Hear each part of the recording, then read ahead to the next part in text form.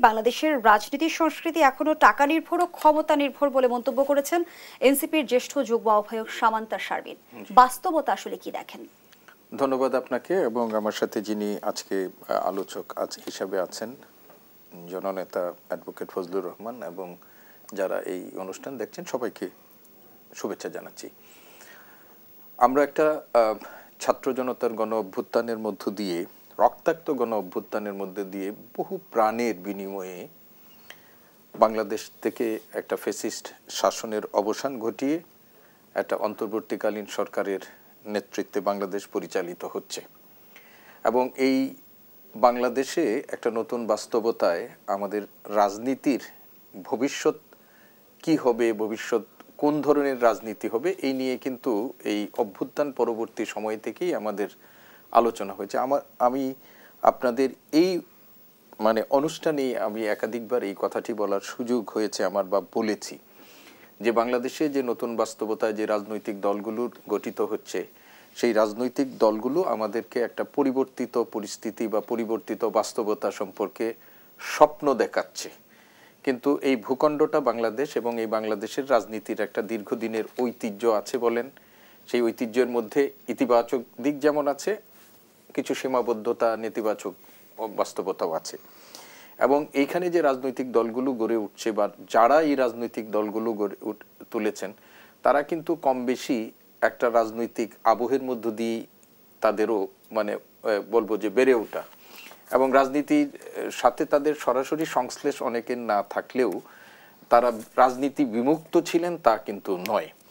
তো ফলে এই রাজনীতি দল যারা গঠন করেছেন, যারা নতুন বাংলাদেশের রাজনীতিকে একটা নতুন মাত্রায় নিয়ে যাবেন বলে আমাদেরকে স্বপ্ন দেখিয়েছেন, প্রথম থেকে আমাদের মধ্যে একটা সংশয় ছিল যে আমাদের যে প্রথাগত রাজনীতি এবং আমাদের যে রাজনৈতিক ঐতিহ্য আমরা দীর্ঘদিন ধরে করেছি সেই লিগাসি থেকে আমরা কতটুকু বের হতে পারবো।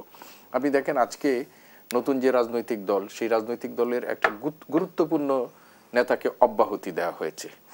একটা রাজনৈতিক দলের যাত্রা শুরু হয়েছে মাত্র কয়েকদিন হলো এবং সেই রাজনৈতিক দলের যারা এটি গঠন করেছিলেন নিঃসন্দেহে তারা একটা অসামান্য বাংলাদেশের রাজনীতিতে একটা অসামান্য অবদান রেখেছেন। একটা যে রাজনৈতিক প্রতিষ্ঠিত রাজনৈতিক দলগুলো ১.৫ দশক ধরেও যেটি পারেননি, তাদের পাটাতনের একটা আন্দোলনের পাটাতনের মধ্যে দাঁড়িয়ে তারা অল্প সময়ের মধ্যে দেশের সব মানুষকে ঐক্যবদ্ধ করে সেই পরিবর্তনটা তারা ঘটিয়েছিলেন। কিন্তু যে রাজনৈতিক দলটি নতুন যাত্রা শুরু করেছে সেই রাজনৈতিক দলটি কিন্তু ১-২ মাসের মধ্যে নানা রকমের বিতর্কে তারা যুক্ত হয়ে গেছেন এবং আমাদের যে প্রথাগত রাজনৈতিক দল, রাজনৈতিক সংগঠনের বিরুদ্ধে যে সমস্ত অভিযোগগুলো উত্থাপিত হয় সেই অভিযোগগুলোর অনেকগুলোই তাদের নেতৃবৃন্দের বিরুদ্ধেও আমাদের উত্থাপিত হয়েছে। সম্প্রতি সেই নতুন রাজনৈতিক দলের একটা সাধারণ সভা হয়েছে, ৩য় সাধারণ সভা তাদের হয়েছে। সেই সাধারণ সভাতে তাদের গুরুত্বপূর্ণ নেতাদেরকে দলীয় নেতাকর্মীদের বড় প্রশ্নের মুখোমুখি তাদের হতে হয়েছে। তাদের বক্তব্য, তাদের জীবনাচরণ, তাদের অন্যান্য কর্মকাণ্ড নিয়ে কিন্তু অন্য নেতাদের কাছে তাদের বড় প্রশ্নের মুখোমুখি হতে হয়েছে এবং এই প্রশ্নের পরিপ্রেক্ষিতে আমরা আজকে দেখেছি যে তাদের একজন গুরুত্বপূর্ণ নেতা মিস্টার তানভীর সম্ভবত তাকে কিন্তু দল থেকে অব্যাহতি দেওয়া হয়েছে।